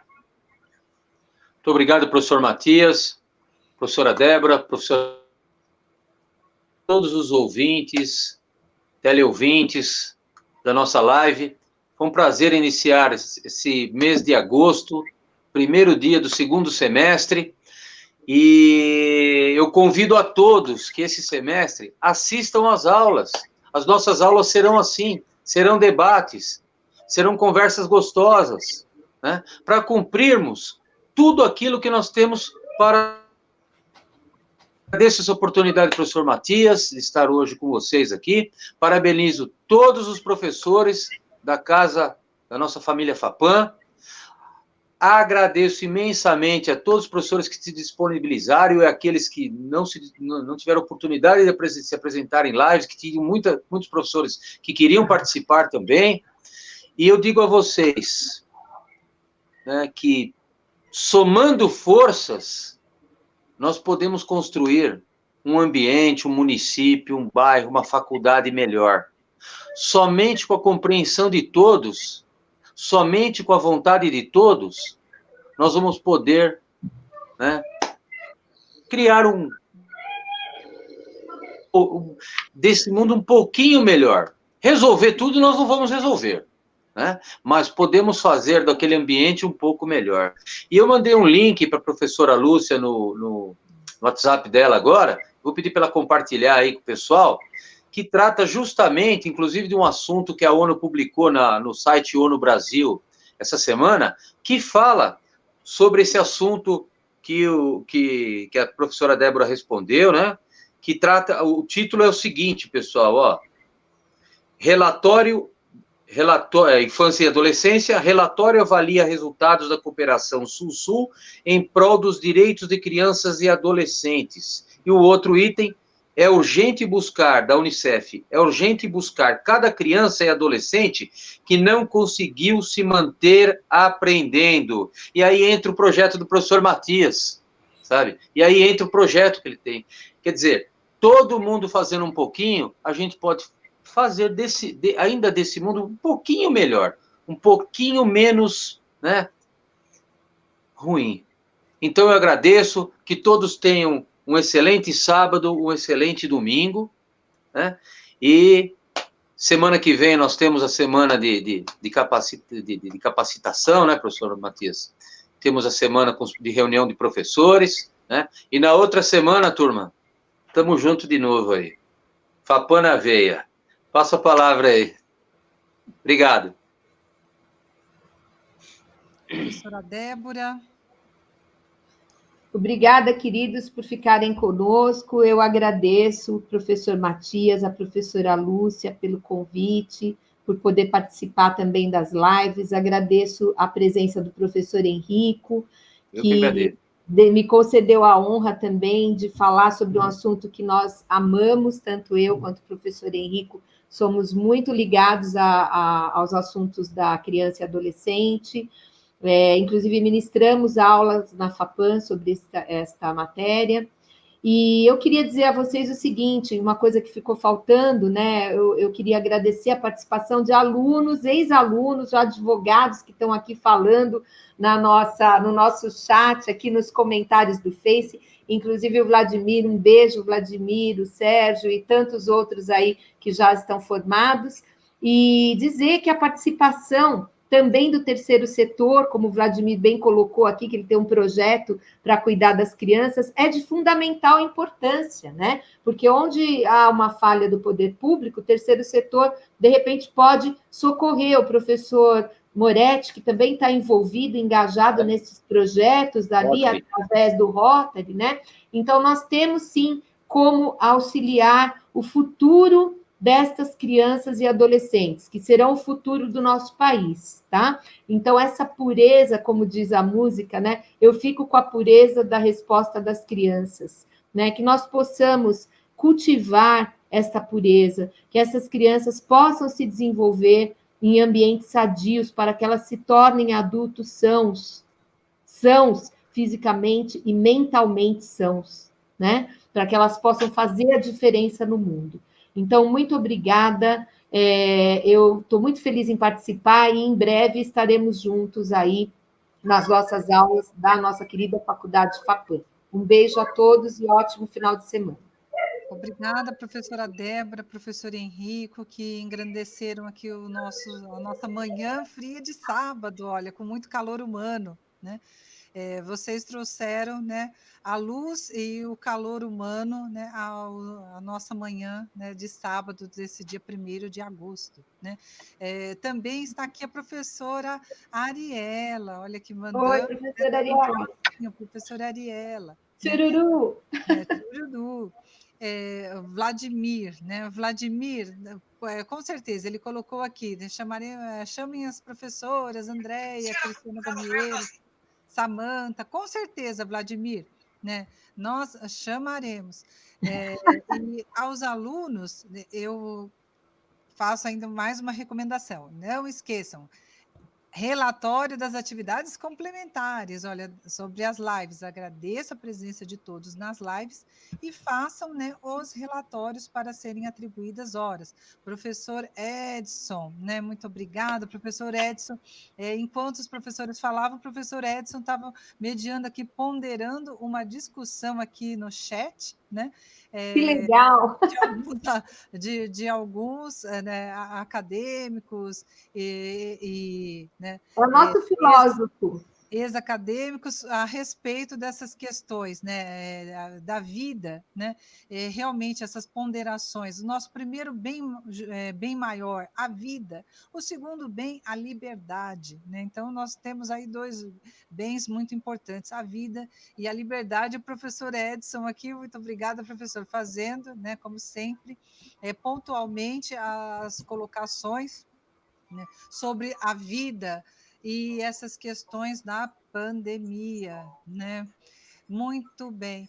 E para encerrar, o que eu quero, né, deixar de mensagem a vocês, e agradecendo mais uma vez, né, pela participação de todos, os alunos, ex-alunos, amigos, colegas, professores, inclusive muitos professores da rede pública entraram aqui, participaram da nossa live. Agradeço a todos e eu encerro aqui a nossa live recitando um poema, né, que é uma música de Ivan Lins e Vitor Martins, né? E a letra, ela diz o seguinte: depende de nós, quem já foi ou ainda é criança, que acredita ou tem esperança, quem faz tudo para um mundo melhor. Depende de nós, que o circo esteja armado, que o palhaço esteja engraçado, que o riso esteja no areia, sem que a gente precise olhar, sonhar, que os ventos cantem os galhos, que as folhas bebam orvalhos, que o sol descortine mais as manhãs. Depende de nós. Se este mundo ainda tem jeito, apesar do que o homem tem feito, se a vida sobreviverá. Muito obrigada a todos, um bom final de semana, né? E um bom início do segundo semestre letivo. Vem com a gente, vem para a FAPAM, gente. Vamos voltar aí o nosso segundo semestre, né? Com foco, força e fé. Muito obrigada, professores. Obrigada, professor Matias. Olá, professores, mais uma vez obrigado, mas é importante nesse momento anunciar para todo o planeta que hoje, 1º de agosto de 2020, é o Dia Mundial da Amamentação. Portanto, dia 1º de agosto, que tem previsão e garantia na própria consolidação das leis do trabalho, no seu artigo 396, que garante em 2 períodos à criança o direito à sua amamentação, ao seu alimento essencial para o seu bom desenvolvimento. O mundo será criado, será gerado por crianças de hoje e serão os homens de amanhã. Agradeço a todos, muito obrigado, que Deus abençoe vocês e não esqueçam, juntos nós somos fortes, mas unidos, abraçados, irmanados, nós somos invencíveis. Muito obrigado a todos. A Faculdade FAPAM, o aluno sempre em primeiro lugar. Até a próxima semana com a live dos acadêmicos e bacharéis em Direito da FAPAM. Tchau, tchau. Fiquem todos com Deus e até o nosso próximo encontro. Professor Matias, diretor-geral da Faculdade FAPAM, com muito orgulho, com muita dedicação e alegria pela educação. O partido número 1 de todo o povo brasileiro. Obrigado a todos. Tchau. Com alguns bons amigos.